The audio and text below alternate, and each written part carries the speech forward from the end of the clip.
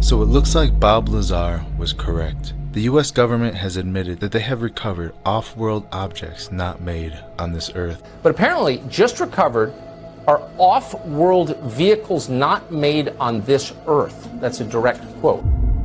You see, if you want to know the truth about UFOs, you actually have to look in the Bible. The universal story agrees with the record of every major culture of the ancient world in which the astonishingly consistent story is told of gods that descended from heaven and or came through spiral vortices to materialize in bodies of flesh. From Rome to Greece, and before that to Egypt, Persia, Assyria, Babylonia, Sumer, the earliest records of civilization tell of the era when powerful beings known to the Hebrews as watchers, and in the book of Genesis as the B'nai Ha-Elohim, the sons of God, mingled themselves with humans, giving birth to part celestial, part terrestrial hybrids known as Nephilim. The Bible says this happened when men began to increase on earth and daughters were born to them, when the sons of God saw the women's beauty, and they took wives from among them to sire their unusual offspring. I believe a record of this is recorded in Genesis 6:4, when it says there were giants in the earth in those days, and also after that, when the sons of God came in unto the daughters of men, and they bare children to them. The same became mighty men which were of old, men of renown. At least one of them was part of an archaeological dig. It's old. At least one of them is old. I don't know if it was the one I worked on, but I remember something to do with an archaeological dig. That means it's not just old, it's ancient. But what does that mean? It's actually more simple than you might think. What you're about to hear is the very best explanation I've ever heard. It's from my interview with Timothy Alberino. And unfortunately, the video part of this conversation was corrupted on the memory card, and the only thing that was left is my backup audio. Make sure you listen to the very end, because what you're about to hear has never been said like this. What we have in the Genesis 6 affair are extraterrestrial interlopers who are descending to the earth from some extraterrestrial realm. And they're likely descending to the earth on the summit of Mount Hermon, almost assuredly at the helm of advanced aerospace vehicles. In other words, they're showing up in what we would call UFOs, perhaps even saucers. And there's this misconception that angels have wings, and that when they picture these angelic beings, these watchers descending to the earth, that they're flapping their wings and they're landing like storks or something like that, which is complete nonsense. The watchers showed up in advanced aerospace vehicles, and they had high technology with them. A technology that's probably many, many centuries more advanced. It's important to understand that when we talk about the watchers, what we are referring to is an angelic race of beings. This is a race, and when I say the elder race, I am in fact referencing the angels, those beings. And when we think about those beings, the elder race, we should not be thinking about quote-unquote spiritual beings, ethereal beings with wings who just transport themselves around by magic, basically, or flap their wings and, are these very ethereal creatures. Rather, we should think about angels, and this is a biblical perspective. This is not a sci-fi perspective. This is a biblical perspective. We should think about angels as extraterrestrial beings. They are extraterrestrial. The term extraterrestrial simply means not from the earth, a provenance other than the earth, an origin other than planet Earth. Well, that's given. We know that that's the case within the biblical narrative, because the angels pre-existed the earth. The sons of God pre-existed the earth. So they're obviously not from the earth. They're not earthborn. We are earthborn, and the Nephilim are also earthborn. That's part of what the term means. Earthborn. That's part of what the term in Greek for giant means. Earthborn. So We are specifically earthborn. Our provenance is planet Earth. Angels are not earthborn. Their provenance is not planet Earth. They are from elsewhere in the universe. They are therefore, by definition, extraterrestrial. Terrestrial meaning Earth. They are extraterrestrial. They are from elsewhere in the cosmos. They are also alien. They're not human. So they also fit the description of alien. These are not anti-biblical terms. These are accurate terms that correctly define these beings. They are extraterrestrial, and they are alien to the human species. And they are in possession of advanced technology, including advanced aerospace vehicles, i.e. UFOs, what we call UFOs. So they have knowledge.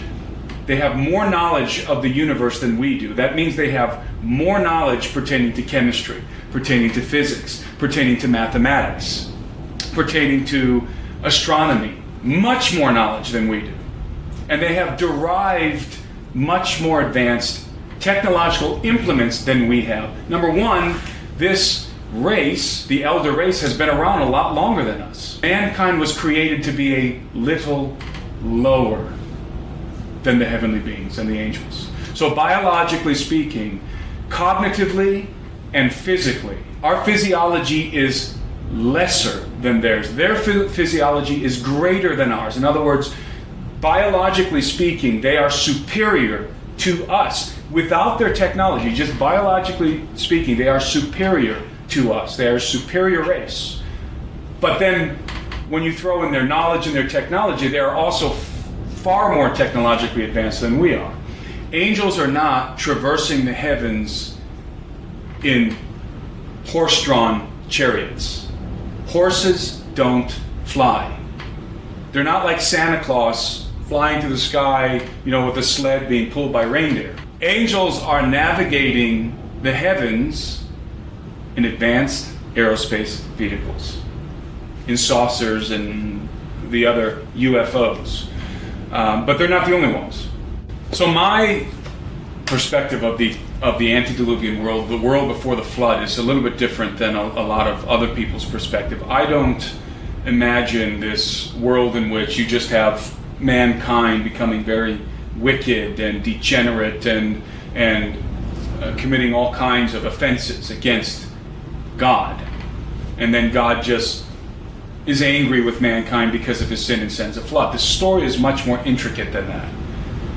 And quite frankly, much more interesting.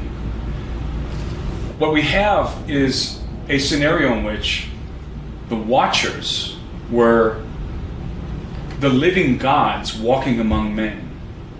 And their hybrid offsprings happened to be giants. And these giants were oppressing mankind. And as I said, because they were human hybrid offspring, because they were human Watcher hybrids, they had legal authority through the birthright of Adam. They had legal authority to govern the earth. And because they were giants, it was not difficult for them to overthrow every human potentate. It was the perfect plan, if you think about it, from the Watchers.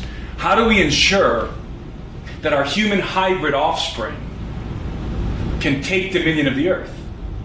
Well, that wouldn't be very difficult if they were all giants. A league of giants who would have been looked at as demigods and worshipped. And the Watchers would have been worshipped as gods walking among men.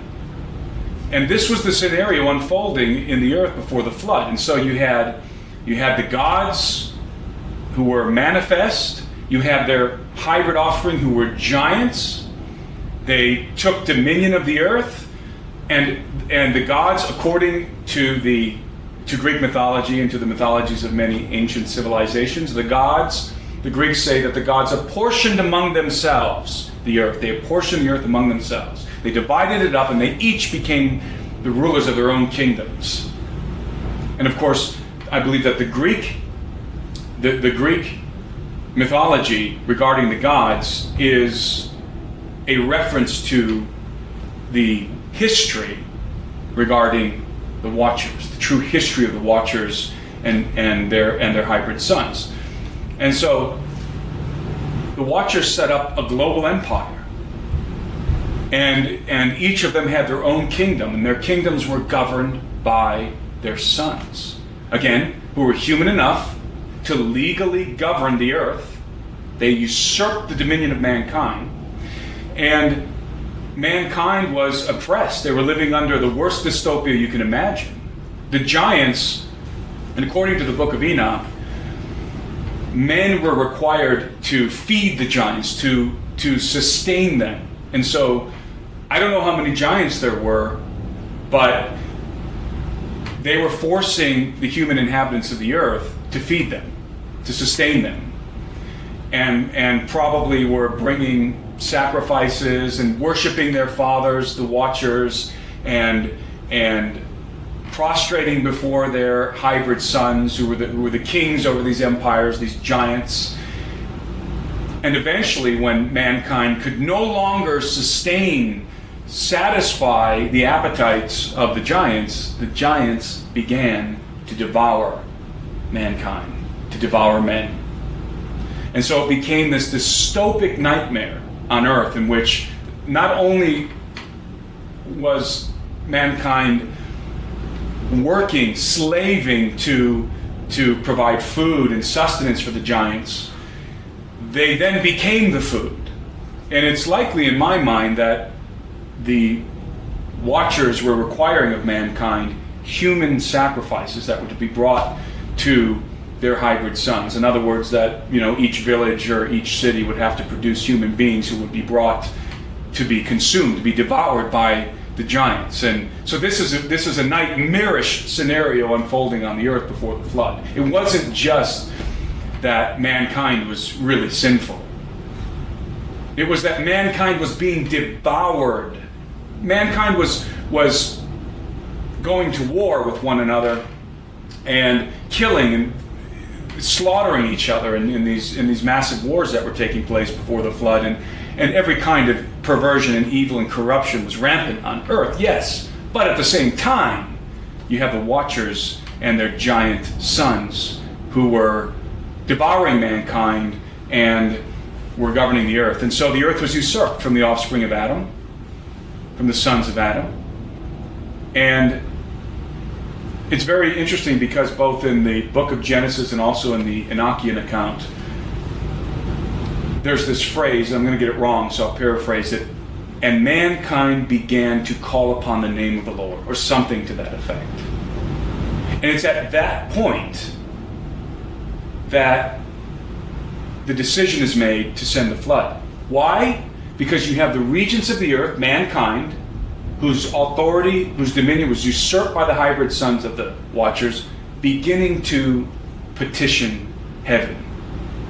They're petitioning heaven. So this is like it's a response, it's a judicial response from the great judge who's looking down at what's happening on the earth. And in one sense, mankind was just reaping what he sowed. They struck this deal with the Watchers, and this is the result. And now they're suffering the consequences of their actions. But God has compassion. He hears the cry of mankind. He is sympathetic to the suffering that's happening on the earth as men are petitioning him for redress against the Watchers and their giant offspring. And God decides to intervene. And a judgment is pronounced from heaven, and God dispatches some angels to go and do various things. And what the angels do basically is one of them is charged with inciting the sons of the Watchers, the giants, to war with one another. And that's what happens. The giants go to war with one another. And so you can imagine these hybrid kingdoms ruled by these giants going to war with one another. This is what happened. And I don't think it was, big stupid Disney giants with clubs on their shoulders. Technology, right? I think this was a war involving technology. These were kingdoms ruled by the giant hybrid sons of the Watchers going to battle with one another, very likely with kinetic weapons of war.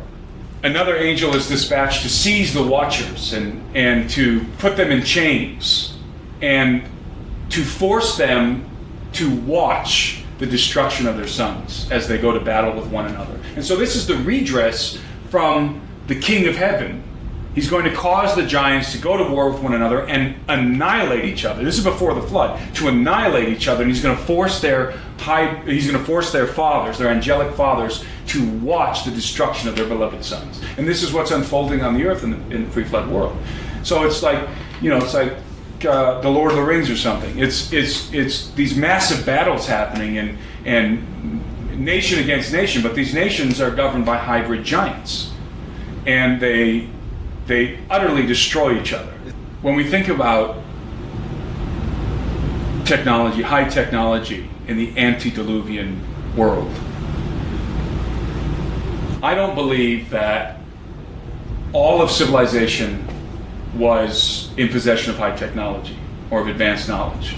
In fact, the Book of Enoch gives us hints as to what the situation really was, and that is that the Watchers taught mankind certain things. They taught them how to make weapons of war and so forth. But they reserved the greater mysteries, the greater secrets for their sons, which is logical. If you want your sons to have supremacy, you're going to imbue them with better knowledge and with better technology so that they can maintain dominance over the rest of the population, and also their wives. They also taught their wives. So the way that I look at the pre-flood world is, rather than saying, well, there was an advanced civilization, the most accurate way to contemplate this situation is that we're dealing with something like a Bronze Age or an Iron Age civilization, generally speaking.